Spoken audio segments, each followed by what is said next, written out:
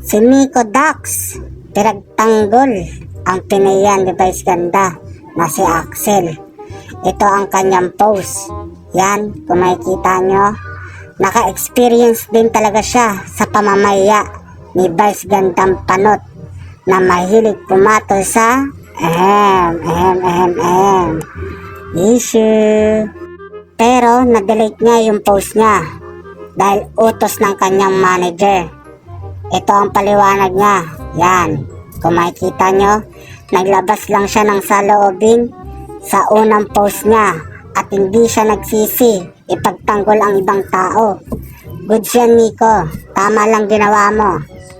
Pakita naman natin yung mga bobong tao nag-comment kay Nico na halata pinagtatanggol si Vice Gandang Panot. Yan, kung makikita nyo, halos lahat sila ang sinasabi nila kay Nico, dapat i-private message na lang daw si Vice Ganda kung ano sa loobin netong si Nico.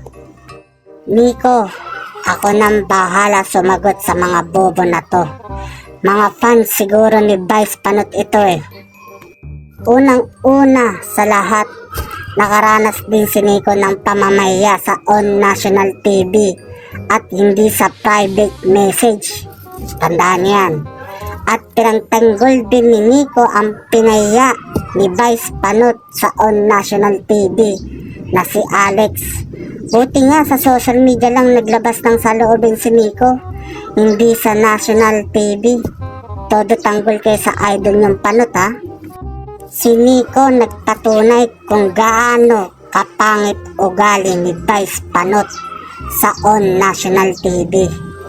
Hindi lang si Nico ang naglabas ng saloobin, marami pang artist ang naglabas ng saloobin dahil sila nakaranas din ng pamamaya kay Vice Panot sa on national TV. Gets nyo?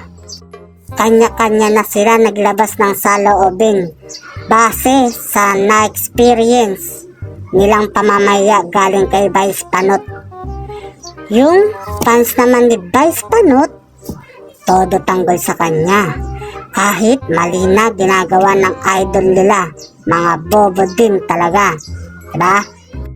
Tama lang ginawa ni Nico at ibang artist na nag-post sila ng saloobin nila.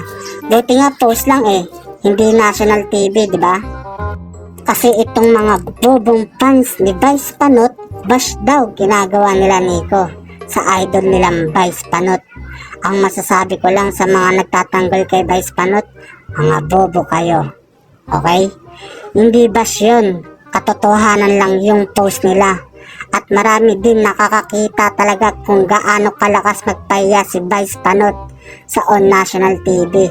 Kahit kayo, mga fans niya, di ba nakikita nyo? Di nyo lang kasi alam, mga bobo kayo, kung gaano kalakas magpaya si Vice Panot sa on national TV. Todo tanggol pa kayo ha. Takot lang talaga si bakla sa katotohanan. Kaya binabawi niya yung public apology niya kay Axel. Kasi marami makakalam na siya talaga yung may mali. Pero kahit binawi mo apology mo, alam naman namin mahilig ka talaga magpaya ng tao. Ha? Hindi na ako magtataka bakit pag-iisip na itong baklang Vice Panot na to ay magulo. Dahil magulo din ang kanyang gender. Bago ko tapusin ang video na to, mag-iiwan lang ako ng isang kasabihan. Ang lalaki ay para lang sa babae at ang babae ay para lang sa lalaki.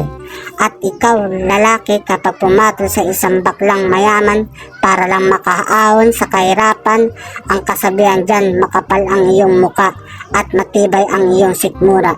Oops, wala akong pinaparinggan ha. Kasabihan lang yan, okay? Hanggang dito lang tong video na to.